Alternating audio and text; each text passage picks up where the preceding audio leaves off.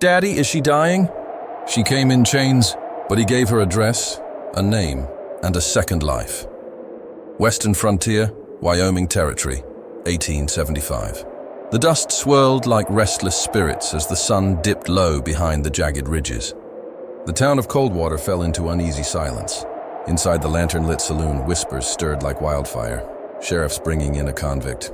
A woman in irons. They say she killed her husband with his own rifle. At the edge of town, Sheriff McGraw's wagon creaked to a halt.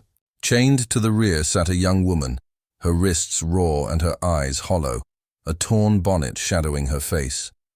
Some townsfolk spat at her boots. Others crossed themselves. Children clutched their mothers tighter. From the corner of the crowd, a small boy whispered to his father, "Daddy, is she dying?" The father, Elias Boone, a widowed rancher, said nothing. His heart, though calloused from loss, tightened at the sight of the frail stranger. In her brokenness, he saw a reflection of his own grief. No one in town expected Elias to step forward, but that night, as the church bells tolled, Elias Boone made a choice that would shatter gossip and test the very marrow of love and redemption. Under a sky streaked with the last red of evening, the wagon wheels groaned over the rutted path as Sheriff McGraw's team drew the prisoner into town. Dust rose in clouds, catching the lantern glow from storefronts where townsfolk gathered like moths to a flame. The metallic rattle of chains carried across the hush, a sound that prickled nerves and stirred whispers. The figure shackled to the wagon's rear was slight, her bonnet torn, wrists bound raw against iron.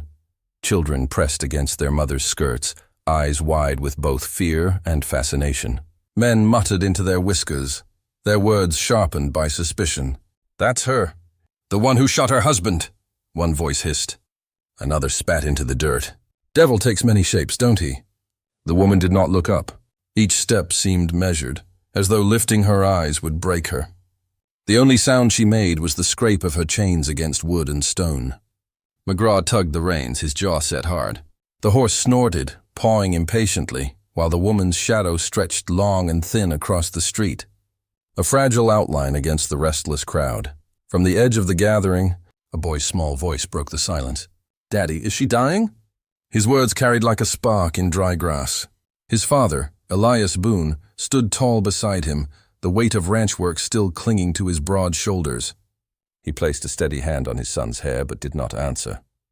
His gaze lingered on the prisoner, drawn by something he could not name. She flinched when a drunk tossed a pebble at her boots, her body curling inward as if expecting a blow. That movement, so instinctive, so weary, tightened something deep in Elias's chest. The saloon doors swung open, spilling warm fiddle music into the tense night. Yet even the tune faltered as eyes fixed upon the chained woman. She was led to the steps of the jailhouse, where McGraw swung down from the wagon. "Coldwater," he barked. "Here's Clara Hale. She'll answer for what she's done." Murmurs rippled, some laced with pity, others with venom.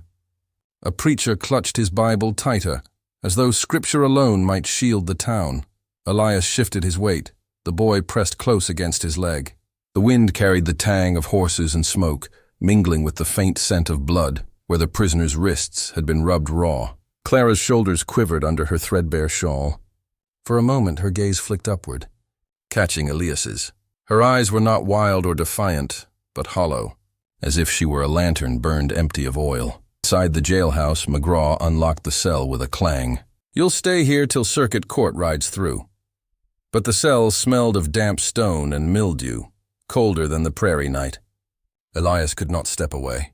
He saw her sink onto the cot, her fingers trembling as she tried to smooth the torn fabric of her skirt.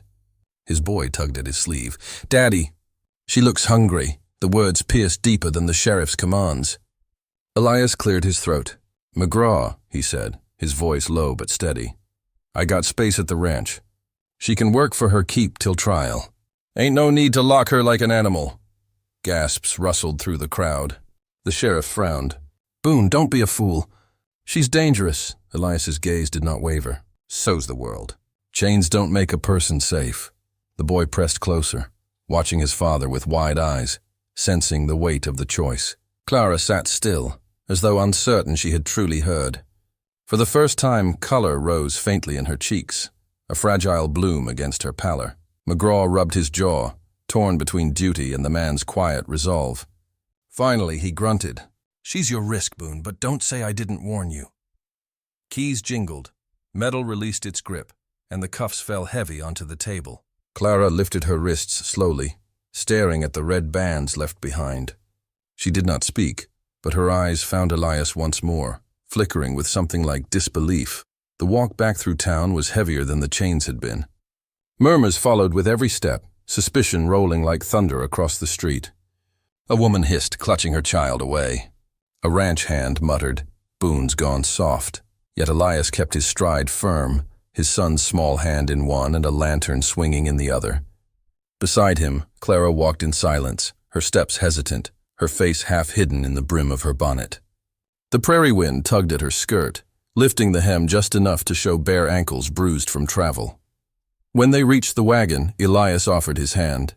She hesitated, then placed her palm into his, light as a bird about to take flight. He helped her up, the gesture quiet but heavy with meaning. His boy clambered beside her, curiosity outshining fear.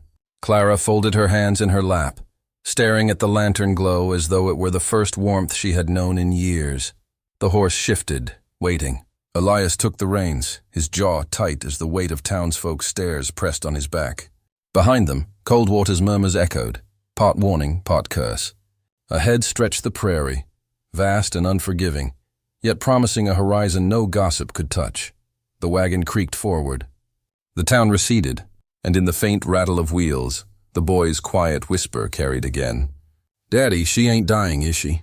Elias Boone did not answer, but his grip on the reins tightened, and his gaze fixed on the open road, as if in that silence he carried not just a prisoner, but a fragile, untold future. The wagon creaked into the Boone yard beneath a sky heavy with stars. The prairie stretching wide and endless, the scent of sage and wood smoke drifting through the air. The lantern by the porch glowed faintly, painting the homestead in amber light. Elias swung down first, boots crunching against the gravel. His boy scrambled after him, quick as a colt, glancing nervously at the silent figure seated in the wagon. Clara hesitated, her fingers twisting the frayed hem of her skirt. Elias extended his hand, rough from years of ranch work. For a moment she froze, as though the gesture were foreign, then placed her trembling palm in his. He steadied her gently to the ground, saying nothing, his silence kinder than words. Inside, the cabin smelled of stew and fresh bread, though the fire had burned low. Elias set the lantern on the table, its glow stretching shadows along the log walls. Clara stood awkwardly near the door, her chains gone, yet her posture still bound, shoulders drawn inward, eyes downcast. The boy darted down the hallway and returned with folded fabric clutched to his chest. He held it out to her with shy pride, a simple cotton dress, pale blue, mended but clean. "For you," he whispered. Her lips parted, startled, as if he had offered her gold. She took it with cautious hands, brushing the fabric across her cheek. When she emerged later from the small washroom, her hair damp and her figure cloaked in the plain dress, the cabin seemed to hush in reverence. Gone were the tattered rags that clung to her shame. In their place was a woman, fragile yet human again. The boy's eyes widened. "Miss Clara," he blurted, the name tumbling out with innocent certainty.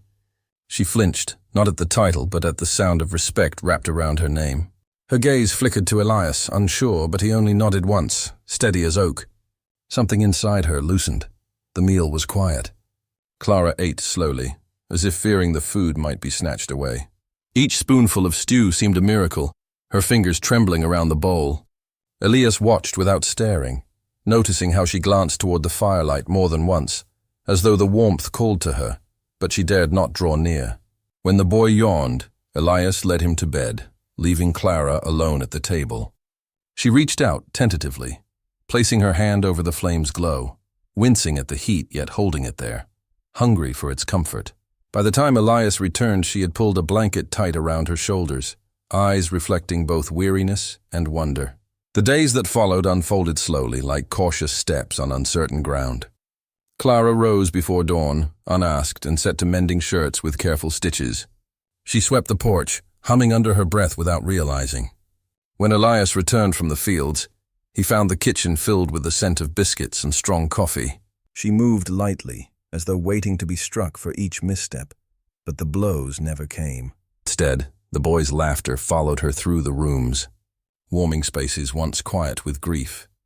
Elias observed her in silence, noting how she lingered at the hearth, how her hand smoothed the edges of the quilt on the boy's bed, how she paused to breathe in the scent of bread cooling on the sill. She worked not like a servant, but like someone rediscovering life one gesture at a time. And in rare, unguarded moments, he caught the faintest curve of a smile upon her lips. Fleeting but real. One evening, as dusk painted the horizon in shades of violet, Clara stood by the window, watching the prairie winds bend the tall grass. The boy tugged at her sleeve. "Miss Clara, will you read to me?" He pressed a battered book into her hands. She opened it slowly, the words halting at first, her voice soft from disuse. Yet as the fire crackled, her tone grew steadier, weaving the story until the boy's eyelids drooped and his head rested against her arm. She looked down at him, startled by the trust nestled there. Elias, leaning in the doorway, saw the change, the faint light blooming in her eyes, as though the chains around her spirit had loosened a little more. Later, when she rose to lay the boy in bed, she found Elias waiting with a fresh log for the fire. Their eyes met across the flicker of flames. He offered no words, only placed the log into the hearth, the sparks rising like stars. The silence between them was not heavy, but alive, filled with something unspoken. Clara pulled the blanket tighter and lowered herself onto the chair, feeling, for the first time in years, not condemned, but sheltered. Outside, the prairie night howled with wind. Yet inside the Boone cabin, a fragile warmth took root. Clara rested her hand on the fabric of her dress, the boy's voice echoing in her memory. Miss Clara. The name lingered like a promise. She did not smile, not fully, but her lips softened, and in her chest, a strange flicker of hope stirred, faint as an ember waiting for breath. The church bell tolled across the prairie, its iron tongue echoing through the clear morning sky. Wagons lined the street outside the whitewashed chapel, and townsfolk in Sunday best filed through the doors. Elias Boone walked with steady stride, his son clutching his hand, and beside them Clara kept her head lowered beneath the brim of her bonnet. The cotton dress she wore was simple, clean, yet the murmurs began the moment her boots touched the wooden steps. A mother pulled her child close, whispering sharp as a knife. A man cleared his throat too loudly, spitting into the dust as they passed. Inside, the air smelled of pine polish and candle wax, though it carried something harsher too, the rank sting of suspicion. The congregation filled the pews, voices hushed not in reverence but in gossip. Clara slipped to the back, folding her hands in her lap, her gaze fixed on the hymn book, though her lips did not move. The preacher's voice rose, speaking of forgiveness, of burdens lifted. Yet the words rang hollow against the sidelong glances cutting into her. Children twisted in their seats to stare. One boy whispered "murderous" before his mother pinched his ear and turned him away. Clara's cheeks burned, but she did not move, shoulders curling inward as though to make herself vanish. Elias remained beside her, his son pressed between them. His eyes scanned the crowd, meeting the gaze of ranchers he had worked beside for years. Where once he found nods of respect, now he found warning, judgment, even hostility. After the service, as sunlight spilled across the chapel steps, one man stepped forward, Jonas Weller, broad-shouldered and red-faced, his hat clutched in calloused hands. "Boone," he said, voice low but firm, "you're making a mistake keeping her under your roof. Folks talk. A woman like that, she's danger, and you got a boy to think about." Elias's jaw tightened. He did not raise his voice, but his answer was steady. "My boy's safety's my concern, not yours." Jonas's mouth thinned, but his eyes flicked toward Clara, who lingered in the shade. "Don't say I didn't warn you," he muttered before striding away. The crowd dispersed slowly, their whispers trailing behind them like dust. Clara stood silent, her hands twisting together, but Elias simply nodded for her to follow. The sky that afternoon grew heavy, clouds swelling dark on the horizon.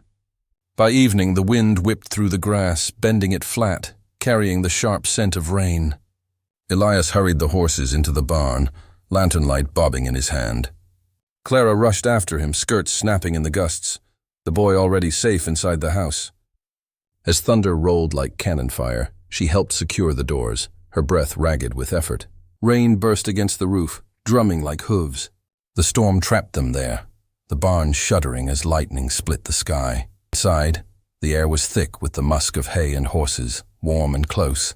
Elias hung the lantern on a beam, its glow flickering over Clara's pale face.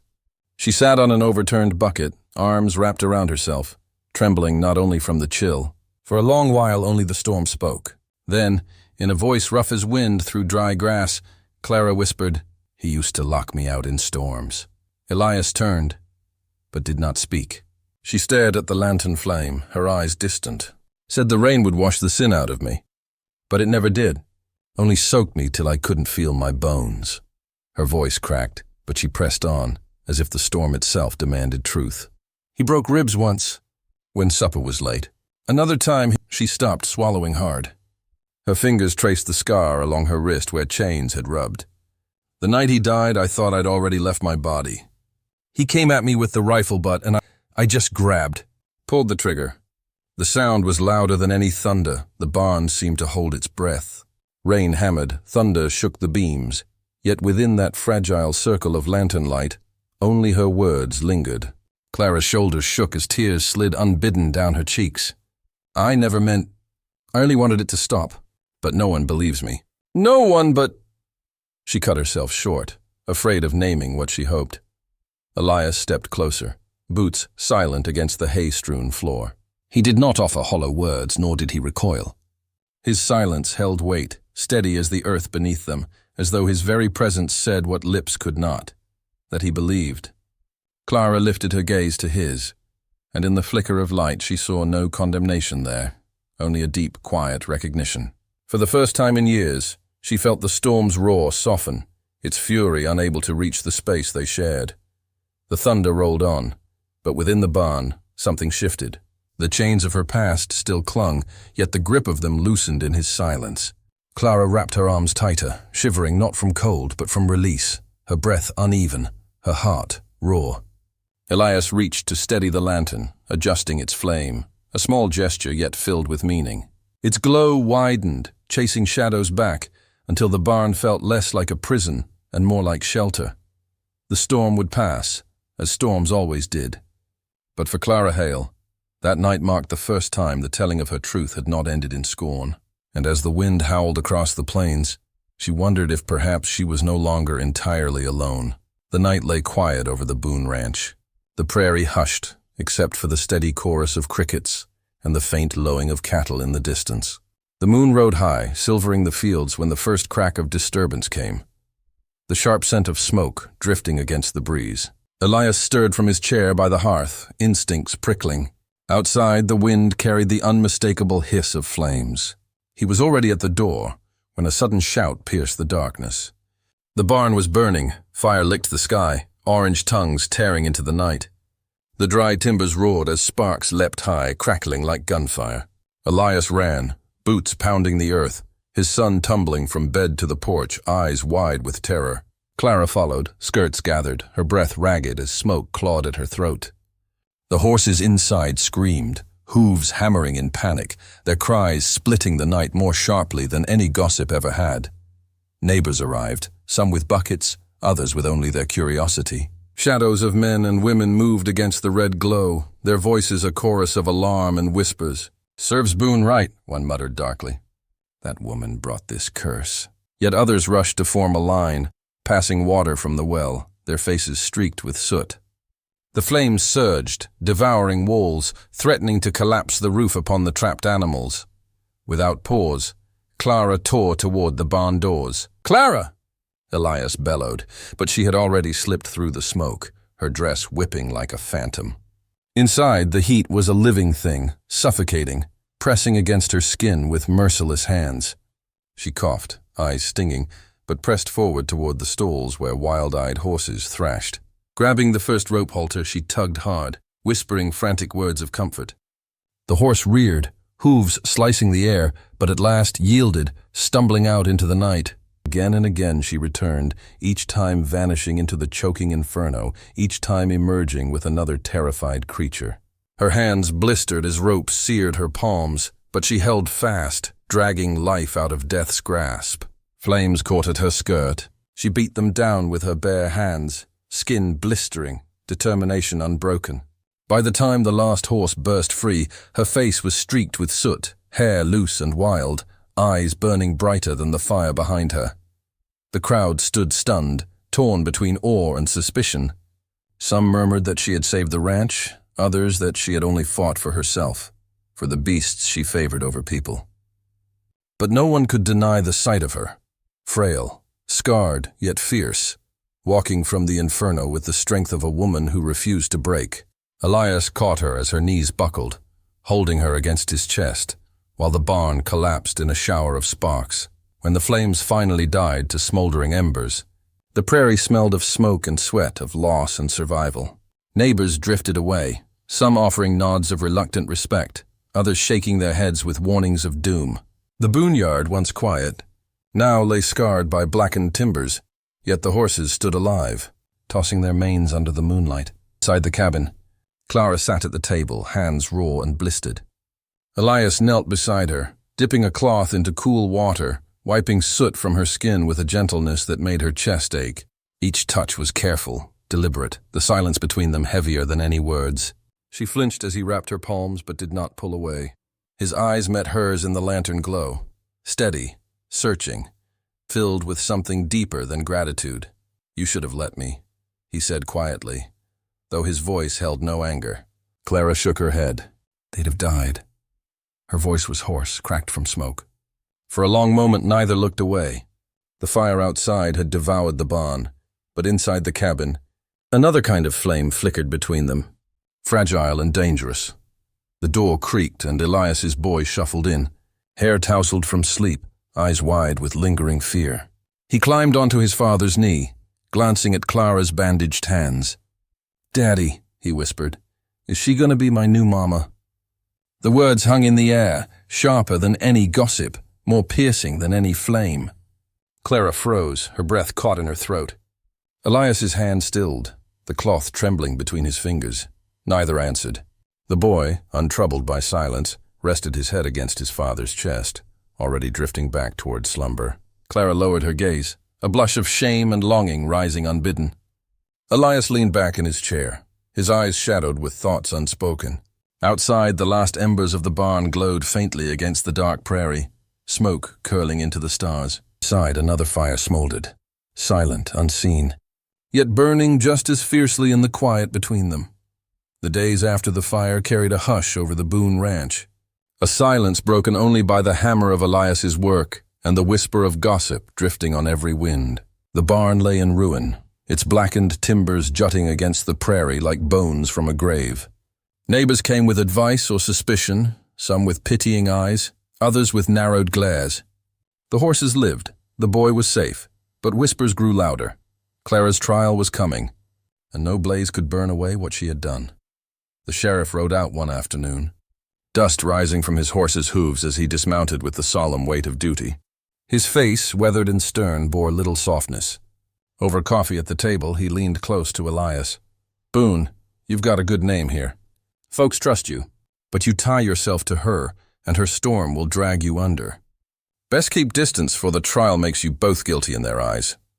Clara heard from the corner of the room. Standing stiff as stone, her eyes fixed not on the sheriff, but on Elias. His silence was answer enough. The sheriff left with a shake of his head, muttering about truth, justice, and the dangers of sympathy. When the door shut, the cabin felt smaller, the air too heavy. Clara's hands trembled as she gathered the chipped cups, but Elias reached out, stilling her with a touch to her wrist. "I can't let you believe his words don't matter," she whispered, "but you need to know mine." That night, with lantern light flickering against the log walls, Clara's voice broke open like a dam. She spoke of her marriage, the man whose charm had curdled into cruelty, who left bruises hidden under sleeves and shame buried in her heart. She told of nights when the sound of his boots on the porch made her blood run cold, of mornings when his fists were the first thing she felt. Her words came halting, then pouring, each one cutting through the years of silence she had carried. At last, she reached the night it ended, the rifle in her hands. His rage, his laughter sharp as broken glass. "I didn't aim to kill," she said, her voice ragged. "But when he came at me, when I saw what he meant to do, I pulled the trigger."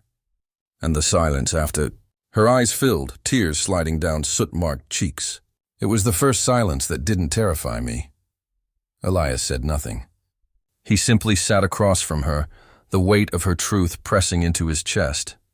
His own memories stirred, his wife's laughter echoing across the years, the sickness that stole her breath, the grave he dug with his own hands. He had buried love then, buried it deep beneath the prairie soil, swearing it would never rise again. Yet as Clara's tears fell, something shifted inside him. He reached for her, clumsy but certain, his hand covering hers, their fingers trembling against each other. "I lost her," he said hoarsely. "My wife. I thought I'd lost the part of me that could feel anything but work and duty."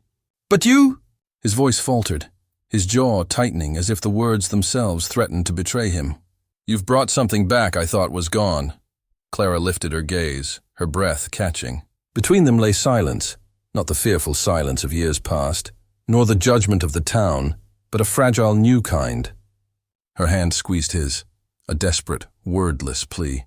The lantern flame wavered, throwing shadows that made the cabin feel both vast and small, intimate and perilous. Elias leaned closer, his forehead brushing hers, and for a suspended heartbeat the world outside ceased to exist. No trial, no sheriff, no watchful eyes, only two souls bound by loss, by survival, by a truth too heavy to keep alone. Their closeness was hesitant, trembling like a fire kindled from damp wood, uncertain, yet stubborn against the dark. Fear and longing warred in them both, but neither pulled away. Clara's tears dampened his cheek, and Elias closed his eyes, letting her presence wash through him like rain on parched earth. When at last they parted, it was not with finality, but with the fragile promise of something more. Outside, the prairie wind carried the murmur of restless voices from town, whispers of judgment, warnings of doom.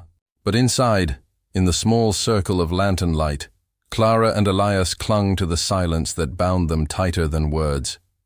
For the first time in years, Elias felt alive. For the first time in forever, Clara was not alone. The bell of the courthouse tolled as the sun climbed over Coldwater, its light stretched thin across a sky streaked with the colors of dawn.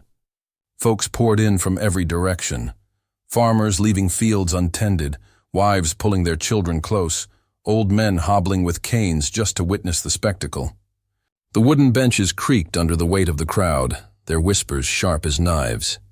Clara walked between two deputies, her steps measured, her face pale but unflinching.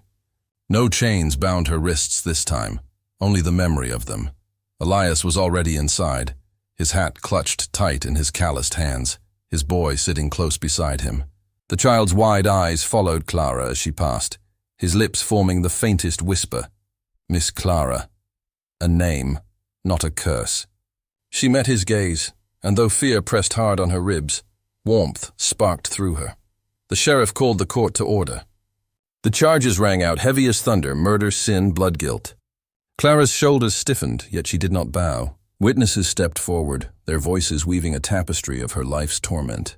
A neighbor spoke of screams in the night, of bruises glimpsed beneath her sleeves when she came to buy flour. The preacher testified how he once found her in the church alone, praying not for her own salvation but for the strength to endure another day.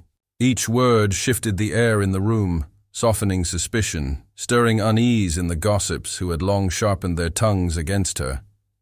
But others hissed from the benches. "Murderess!" one woman spat. "She'll curse us all." The judge's gavel struck, silencing the crowd, though not their eyes. When Clara herself was called, she rose, her voice trembling yet steady. She spoke of the nights of fear, of fists and boots, of silence forced upon her like a second skin. She told of the final night, of a rifle that felt heavier than her own life, of the moment she chose breath over burial. Her words were raw, stripped of pretense. When she finished, the hall was hushed, the only sound the creak of wood beneath restless feet. The jury withdrew, the minutes stretching long, taut as a rope about to snap. Elias's boy fidgeted, clutching his father's sleeve. "Pa," he whispered, "they won't take her, will they?" Elias said nothing, only reached down and held the boy's hand, his eyes fixed on the door where the jury would return. At last the foreman spoke. The verdict rolled across the room like a storm breaking. Not guilty. A gasp shuddered through the benches, half relief, half outrage. Some crossed themselves, others turned away in disgust. But Elias stood unshaken. Before all of Coldwater, he stepped forward, took Clara's trembling hand, and held it in his own. Gasps rose like sparks from dry grass, yet he did not let go. Outside, the town spilled into the dusty street, gossip swirling like grit in the wind. But Clara did not hear it. She walked beside Elias and his boy, each step lighter than the last. Back at the ranch, a clean dress awaited her, plain cotton, but soft, stitched by a neighbor who had dared kindness when others offered only suspicion. She slipped it on, her reflection in the small glass showing not the hollowed woman of months past, but someone reborn. The boy ran to her, arms outstretched, and the word leapt from his lips without thought. Mama, her breath caught, her heart breaking open with a tenderness she had not dared imagine. She knelt, gathering him close, her hands trembling against his small back. Elias stood in the doorway, his face shadowed, yet the warmth in his eyes was brighter than the sun behind him.